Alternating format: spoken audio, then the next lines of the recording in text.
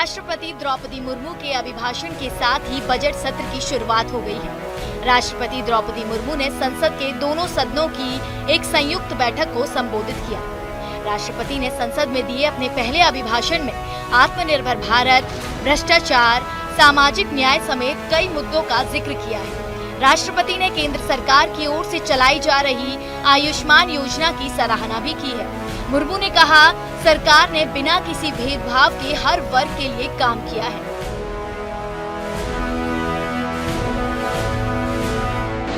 देश के aviation sector भी तेजी से आगे बढ़ रहा है। साल 2014 तक जहां देश में एयरपोर्ट्स की संख्या 74 थी, वो अब बढ़कर 147 हो गई। आज भारत दुनिया का तीसरा बड़ा एविएशन मार्केट बन चुका है।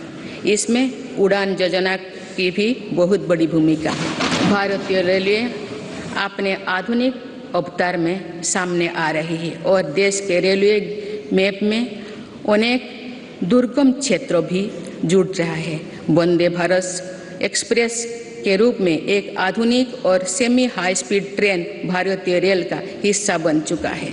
देश के बड़े रेलवे स्टेशनों को आधुनिक बनाया जा रहा है। भारतीय रेलवे का दुनिया का सबसे बड़ा बिजली से चलने वाला रेलवे नेटवर्क बनने की दिशा में तेजी से अग्रसर है।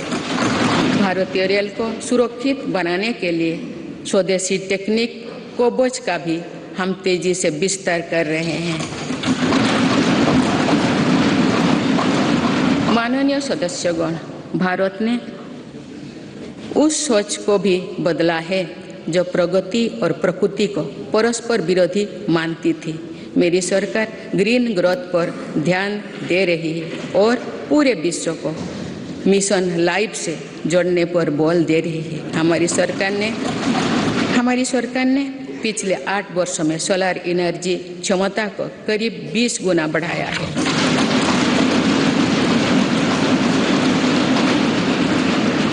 आज भारत रिन्यूएबल एनर्जी की क्षमता में विश्व में 4थे स्थान पर है।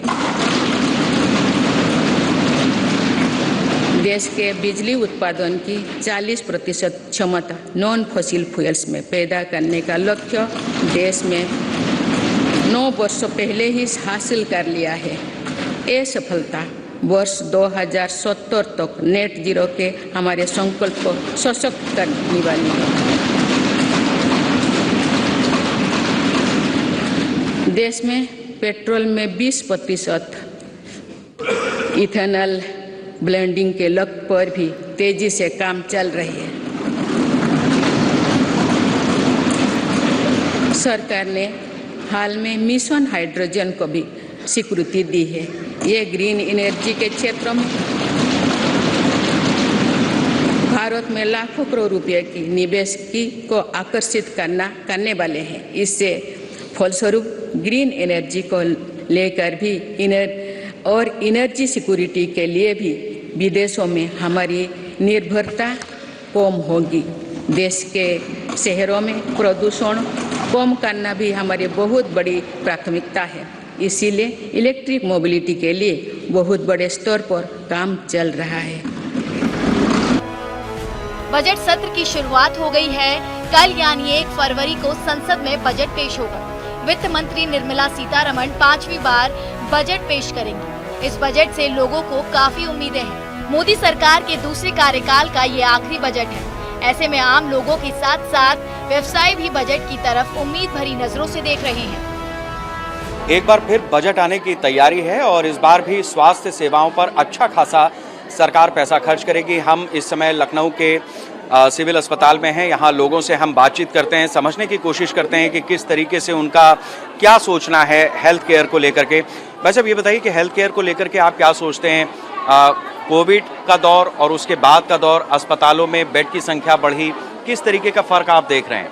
नहीं, कोविड के बाद तो काफ़ी चीज़ें परिवर्तन हुई हैं। पहले बेड की जो मशीनरी पर इक्विपमेंट जो बाकी चीज़ें नहीं थी, अब वो अवेलेबल करंट टाइम में है। गवर्नमेंट उतना ध्यान दे रही है।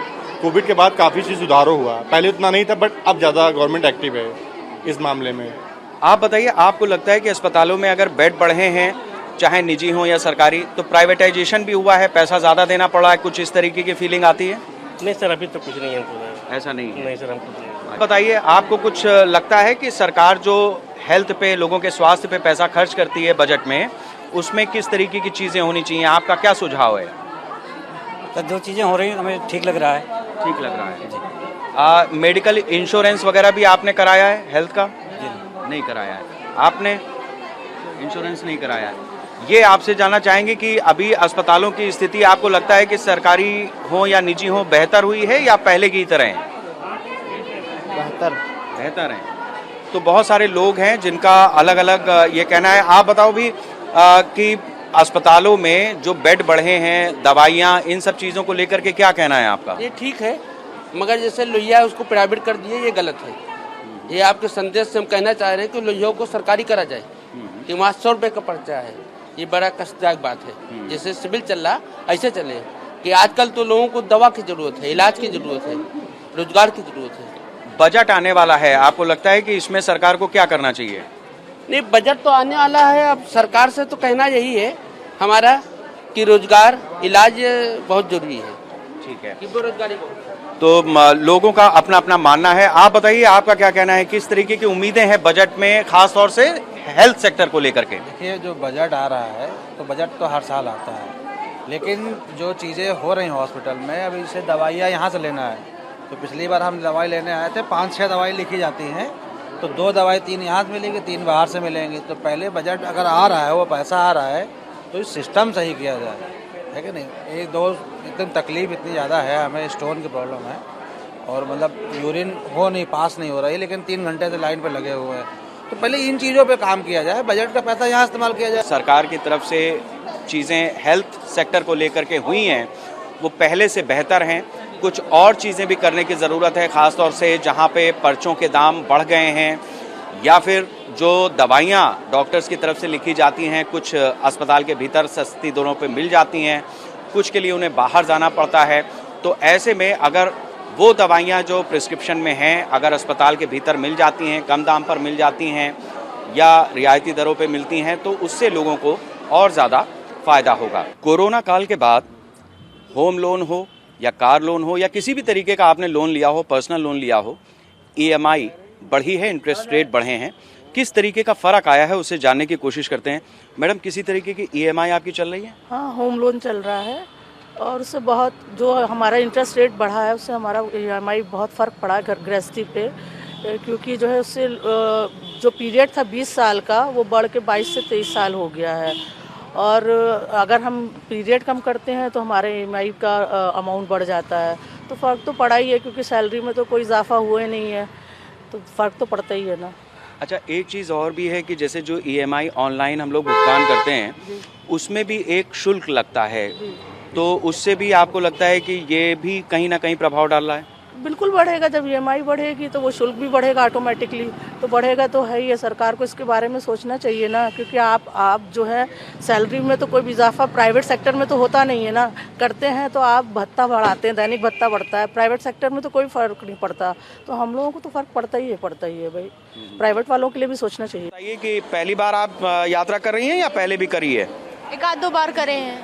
तो यहाँ चारबाग रेलवे स्टेशन प्लेटफॉर्म पर आपको अनुभव किस तरीके का है, चाहे वो साफ सफाई हो या यात्री सुविधा हो? साफ सफाई तो अच्छी है, यात्री सुविधा भी अच्छी है, हमें तो कोई असुविधा आज तक नहीं लगी। 2-4 बार आए हैं, हमें तो कोई असुविधा नहीं लगी। अच्छा, ये बताइए कि रेलवे ने जो टिकट वगैरह के दाम बढ़े हैं, उसको लेकर के कुछ परेशानी होती है? वैसे बहुत ज़्यादा भी नहीं बढ़े हैं, लिमिट में ही बढ़े हैं। जैसे हर चीज़ में महंगाई होती जा रही है, तो इसमें भी होना स्वाभाविक है। तो जैसे इनकम हो रही है उसी हिसाब से, महंगाई के हिसाब से कुछ ज़्यादा नहीं कह सकते। हाँ। अच्छा, रिजर्वेशन वगैरह मिल जाता है जैसे कहीं जाना आना होता है तो? हाँ, जैसे बहुत अचानक में करवाना पड़ा तो थोड़ा मुश्किल होता है, लेकिन थोड़ा भी पहले से करवाते हैं तो आराम से मिल जाता है। टिकट मिल जाते हैं? हाँ, मिल जाते हैं। ट्रेनें समय पर आती जाती हैं? हाँ, ट्रेन एकदम समय से आते हैं। बाई चांस लेट मान लीजिए स्टेशन से निकल रही हैं तो वो एवरेज बना के टाइम से पहुँचा देती हैं। ये भी एक फ़र्क देखने को मिला है जो बीते समय में है। दादा, आप बताइए, आपको क्या लग रहा है कि जो रेलवे का पूरा ढांचा है उसमें बदलाव नज़र आता है? बहुत ज़्यादा बदलाव हुआ है और हो रहा है। अच्छा, सफाई जितनी पहले यदि आप देखना हो रहा है, सफाई पर रहती है आपको मिलेगा नहीं कुछ। अच्छा ये बताइए कि रिजर्वेशन वगैरह मिल जाता है आसानी आराम हो जाता है। अब पहले जैसे दिक्कत अब नहीं है। से? पहले टीटी पैसा लेकर के कुछ टिकट नहीं, अब तो आते भी नहीं है, टीटी जल्दी वही नहीं करते। अच्छा जी सर। अच्छा, जो अचानक में टिकट कराते हैं रिजर्वेशन वगैरह, उसमें थोड़ा सा महंगा पड़ जाता है। अब तो होगा, अचानक महंगा तो होगा भाई। हाँ। कुछ ना कुछ तो। हाँ। अच्छा, इस बजट में क्या कहना चाहेंगे? सरकार से कुछ मांग है आपकी? बजट में कुछ प्रावधान निकाले? हाँ देखिए, निकालेंगे, पढ़ देखिए भैया, बजट सही निकलेगा बजट। ठीक है। तो लोगों का अलग अलग मानना है कि कुछ चीज़ें हैं जो सरकार को अपनी तरफ से करनी चाहिए। आप बताइए, रेलवे के सफ़र का अनुभव कैसा है? ठीक है ठीक है। जी, तो पहले से अब में क्या बदलाव नज़र आता है? बहुत बदलाव हो गया। हेल्थ सेक्टर को भी आम बजट से काफी उम्मीदें हैं। कोरोना महामारी के बाद से एक तरफ लोगों ने अपने हेल्थ के प्रति ज्यादा ध्यान देना शुरू कर दिया है, तो स्वास्थ्य विभाग ने भी कई योजनाएं और जागरूकता अभियान को शुरू किया है। इन्हीं सबको ध्यान में रखते हुए उम्मीद की जा रही है कि आने वाले यूनियन बजट में स्वास्थ्य देखभाल व्यय को बढ़ाया जा सकता है। कोरोना महामारी के बाद बजट में स्वास्थ्य क्षेत्र को भी खास अहमियत मिलने लगी है और यही वजह है कि भारत ने स्वास्थ्य क्षेत्र में कई उपलब्धियां हासिल की हैं। दुनिया की लगभग 60% वैक्सीन भारत में बनती है। ग्लोबल हेल्थ प्रोग्राम में वैक्सीन के लिए यूनिसेफ काफी हद तक भारत पर निर्भर है। भारत जेनरिक दवाओं का भी सबसे बड़ा निर्यातक है। देखिए, 2020 एक ऐसा टाइम है, शायद हम लोग अपनी मृत्यु पर्यंत तक इस साल को भूल नहीं सकते, जब वो कोविड स्टार्ट हुआ था। ये वो वक्त था जब किसी को भी इंडिया में, डॉक्टर्स ने भी शायद PPE या N95 यूज़ नहीं किया था, एक्सेप्ट फॉर सर्टेन ब्रांचेस जो लोग ICU में काम करते हैं। आपको विश्वास नहीं होगा, उस समय पर हम एक भी PPE अपने यहाँ नहीं बनाते थे, सारी PPE N95 इंपोर्ट होती थी। और आपको जानकर अब एक सुखद अनुभूति होगी कि इस समय India is the biggest exporter of good quality PPE and N95। दूसरी बात क्या है कि कोविड ने हमें बताया कि सडनली डिजीज़ आ सकती है और इतनी डेडली भी हो सकती है। तो now we are much more prepared. जो हमारे ICU सेटअप्स हैं वो अब ज़्यादा अच्छे हैं। हमारे मैक्सिमम बड़े हॉस्पिटल्स में अपने ऑक्सीजन प्लांट लगे, अब हम सिलेंडर्स पे डिपेंडेंट नहीं हैं। उसके अलावा जो एक इंफ्रास्ट्रक्चर होता है सडनली एक एपिडेमिक को डील करने के लिए, वो अब हमारा मच बेटर डेवलप्ड है। सर्टेन वार्ड्स हैं जो आज अगर आप कहेंगे कि 24 घंटे के गैप पे हमें पेशेंट्स लेने हैं किसी भी वायरल डिजीज़ को लेकर, तो ऑलमोस्ट जितने हॉस्पिटल्स हैं सबके पास वो बेड्स अवेलेबल हैं या एक एक्शन प्लान मेंटली और फिजिकली तैयार है किसी भी तरह की कैलामिटी को डील करने के लिए। ये तो एक कोविड ने हमें डेवलप किया। स्वास्थ्य क्षेत्र में उपलब्धियों के अलावा कई चुनौतियां भी हैं। विश्व स्वास्थ्य संगठन के अनुसार भारत में 1000 लोगों पर अस्पतालों में सिर्फ 0.5 बेड उपलब्ध है। यहाँ 143 करोड़ लोगों के लिए सिर्फ 1.25 लाख ICU बेड है। डॉक्टरों और स्वास्थ्य कर्मियों की संख्या भी वैश्विक मानकों से बहुत कम है। आज भी इंडिया में जब कोई डिजीज्ड पेशेंट ठीक नहीं हो पाता, प्रॉब्लम होती है, वो घूम फिर के स्टेट की कैपिटल में जाता है जहाँ पे मैक्सिमम हेल्थ सर्विसेज कंसंट्रेटेड होती हैं। बिहार का आदमी पटना जाता है, दिल्ली जाता है, यूपी का आदमी लखनऊ जाता है, और हर स्टेट का ऐसा ही है। तो जो ये सेंट्रलाइज्ड मैनेजमेंट है, अब अगर सिक पेशेंट ज़्यादा आ रहे हैं तो ऑब्वियसली जो उस कैपिटल में हॉस्पिटल्स हैं, हमें वहाँ पे ICU बेड्स बढ़ाने की ज़रूरत है, जो कि हमेशा आप भी जानते, सबको पता है कि प्री ऑक्यूपाइड रहते हैं, इजीली अवेलेबल नहीं होते, खासकर गवर्नमेंट सेटअप्स में। तो ICU बेड्स और वेंटिलेटर्स बढ़ाने की ज़रूरत है, खासकर तब जब वेंटिलेटर प्रोडक्शन अब इंडिया में स्टार्ट हो गया, इंडिजिनस इंडियन वेंटिलेटर्स आ गए हैं। तो यस, वेंटिलेटर्स, ICU बेड्स की हमें ज़रूरत है। बजट के जरिए सरकार को भारत के रिमोट एरिया के साथ स्वास्थ्य क्षेत्र में सुधार, स्वास्थ्य कर्मियों, डॉक्टर समेत कई विभागों में खाली पड़ी सीटों पर भर्तियां करनी होगी। साथ ही स्वास्थ्य इंफ्रास्ट्रक्चर को और विकसित करना, स्वास्थ्य सुरक्षा बीमा, प्रधानमंत्री जन स्वास्थ्य योजना और जेनरिक मेडिसिन के क्षेत्र में भी रिसर्च और डेवलपमेंट की आवश्यकता है। Similarly certain disease like HIV, tuberculosis, अब इन डिजीज़ का सारा treatment free of cost government of India की तरफ से हो रहा है, स्पेशली डेडिकेटेड सेंटर्स में। And you will be happy to hear कि HIV में तो अब स्टेट गवर्नमेंट और सेंट्रल गवर्नमेंट मिलके national AIDS control organisation programme के अंतर्गत इन पेशेंट्स को सर्टेन मॉनेटरी हेल्प भी, फाइनेंशियल हेल्प भी की जाती है, क्योंकि आमतौर पे ये patients lower socio economic strata के होते हैं, तो उनका जो आने जाने में एक दिन के वेजेस लॉस होते हैं, तो वो उनको गवर्नमेंट कंपनसेट करने की कोशिश कर रही है। तो बहुत सी चीज़ें हैं जो चेंजेस हुए हैं। उसके अलावा एक जो मेन फैक्टर है वो है मेडिकल एजुकेशन, जिस पे बहुत ध्यान गया है। मुझे याद है जब मैंने अपनी MBBS की थी, उस समय पे टोटल ऑल इंडिया PMT की सीट्स होती थी 1500, और आज के टाइम पे प्राइवेट और गवर्नमेंट मिला के 1 लाख सीट्स हैं। 54,000 गवर्नमेंट मेडिकल कॉलेज सीट्स हैं, almost 50,000 private medical college seats हैं। इससे आप क्या बोलेंगे? ऑलमोस्ट 50 टाइम्स डेवलपमेंट है, 50 टाइम्स सीट्स बढ़ गई हैं। जो पहले मेधावी बच्चे थे जिनको चांस नहीं मिल पाता था, अब वो बच्चे मिस नहीं हो पा रहे। ऑफ कोर्स अभी भी डिफ़िकल्ट है, मैं ये नहीं कह रहा, और अभी भी हमें सीट्स बढ़ाने की ज़रूरत है। और अब कई स्टेट्स हैं, गवर्नमेंट ऑफ इंडिया के कोलैबोरेशन में स्टेट गवर्नमेंट्स ने अपने हर डिस्ट्रिक्ट में मेडिकल कॉलेज खोल दिए हैं। बात सिर्फ मेडिकल कॉलेज खोलने की या नंबर ऑफ MBBS सीट बढ़ाने की नहीं है। जो नंबर ऑफ स्पेशलिस्ट हैं, जो MD सीट्स हैं, जो DM सीट्स हैं, super speciality, MCH, cardiology, neurology, neurosurgery, इनकी भी नंबर ऑफ सीट्स बढ़ाई जा रही है। जो कुछ सुविधाएं पहले आम आदमी तक नहीं पहुंच पा रही थी, अब वो आम आदमी तक ईजिली एक्सेसिबल हैं और लेसर कॉस्ट पे एक्सेसिबल हैं। इवन डिस्ट्रिक्ट हॉस्पिटल्स में मेडिकल कॉलेज खोलने का फ़ायदा क्या है?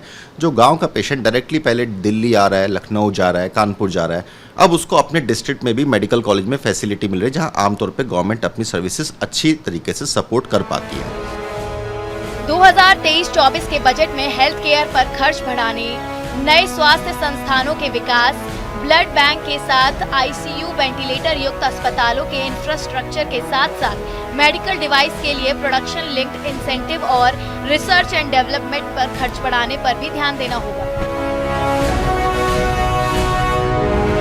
ब्लड बैंक्स, क्योंकि इंडिया में एक्सीडेंट्स बहुत ज़्यादा होते हैं, तो ब्लड बैंक्स, शायद मुझे ऐसा लगता है कि अब हर डिस्ट्रिक्ट में ब्लड बैंक्स के नंबर बढ़ाए जाएं। एक फैक्ट ये है कि अब इंडिया में ब्लड रिलेटेड इन्फेक्शन जो ट्रांसमिशन था हेपेटाइटिस B, C, HIV का ऑलमोस्ट ज़ीरो है, बिल्कुल नहीं है, लेकिन हमें अभी नंबर ऑफ़ ब्लड बैंक्स की ज़रूरत है। थर्ड, जो हमें शायद हेपेटाइटिस B और C की मैंने बात की है, इसकी ड्रग्स भी फ्री ऑफ कॉस्ट अवेलेबिलिटी की ज़रूरत है, बिकॉज एक लार्ज नंबर ऑफ़ पेशेंट्स हैं जो हेपेटाइटिस B और C पॉजिटिव है। मास इम्यूनाइजेशन फॉर हेपेटाइटिस B जैसे हमने कोविड का किया है, एंड जो हेपेटाइटिस B, C पॉजिटिव है उनको ट्रीटमेंट शायद गवर्नमेंट को फ्री ऑफ कॉस्ट देना पड़ेगा, बिकॉज ट्रीटमेंट अभी भी उसका पहले से चीप हुआ है, बट अभी भी इतना नहीं है कि हर आदमी अफोर्ड कर पाए। Last but not the least is teacher training. जितने भी डॉक्टर्स निकलते हैं, चाहे वो प्राइवेट प्रैक्टिस में जाएँ, कॉर्पोरेट में जाएँ, गवर्नमेंट सेटअप में जाएँ, every doctor is not a doctor, he is a leader, he is a teacher. तो शायद हर डॉक्टर की हमें research training, statistics training, teacher training, क्योंकि अब सब प्राइवेट जो कॉर्पोरेट हॉस्पिटल्स हैं वहाँ भी स्टूडेंट्स अपनी PG कर रहे हैं, DNB कर रहे हैं, तो ट्रेनिंग अब सब डॉक्टर्स की हर जगह पे मस्ट है, और NMC को भी बजट दिया जाए ताकि वो इस तरफ अपना ध्यान दे पाए। देश में कई बीमारियों को सरकार ने अपनी लिस्ट में डाला है। रिसर्च के लिए अब जेनरिक मेडिसिन के साथ साथ हेल्थ इंफ्रास्ट्रक्चर के क्षेत्र में जहां भारत आत्मनिर्भर हो रहा है, उसे जमीनी स्तर पर लागू करने का भी प्रावधान बजट में रखना होगा। लेकिन अब जो मेडिकल सिस्टम है वो बिल्कुल चेंज हो गया है। अब वो आपका ऐसा बेस हो गया कि बच्चा जो MBBS करके बाहर आए वो सिर्फ एक डॉक्टर ही नहीं, एक लीडर भी होना चाहिए, और जो डेली प्रॉब्लम्स हैं, जो डेली डिजीज़ हैं, उसमें एटलीस्ट वो मास्टर होना चाहिए। मेडिकल सिस्टम, मेडिकल एजुकेशन में भी काफ़ी अभूतपूर्व चेंजेस आए हैं।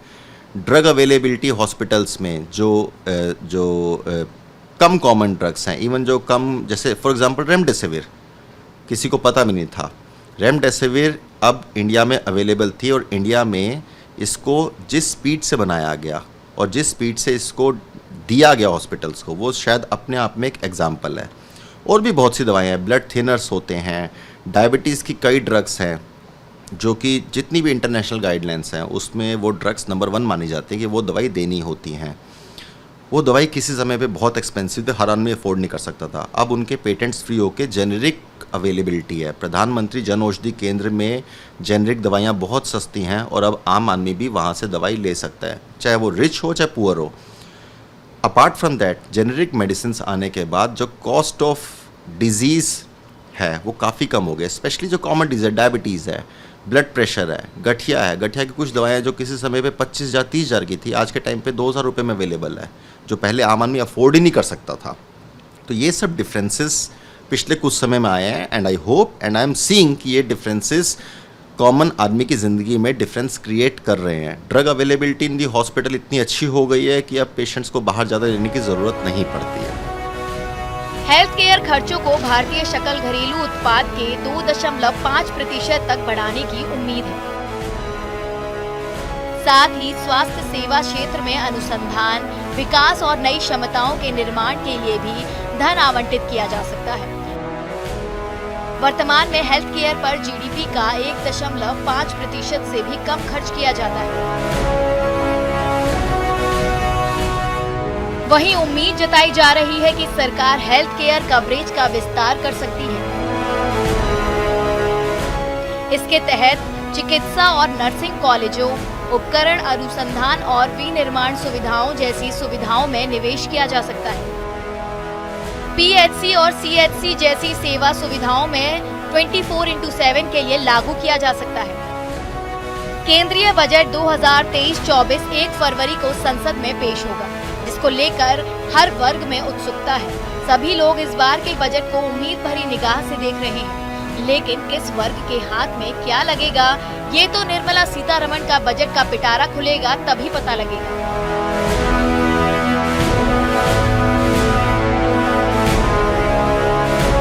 मोदी सरकार के दूसरे काल का अंतिम पूर्णकालिक बजट आने वाला है और इस बजट में इस बार स्वास्थ्य सेवाओं को भी बड़े पैमाने पर तवज्जो दी जाएगी। 2020 के कोविड पैंडेमिक के बाद से लगातार स्वास्थ्य सेवाओं के सुधार के लिए सरकार प्रयत्नशील है।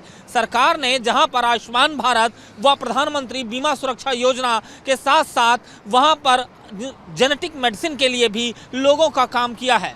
अब ऐसे में इस बजट में भी लोगों को तमाम राहतों की उम्मीद है। अब देखना है हेल्थ सेक्टर में प्रधानमंत्री नरेंद्र मोदी की वित्त मंत्री निर्मला सीतारमण के पिटारे से क्या कुछ निकलता है। न्यूज़ इंडिया के लिए कैमरा पर्सन राम नरेश के साथ अजय पीयूष शुक्ला, नई दिल्ली।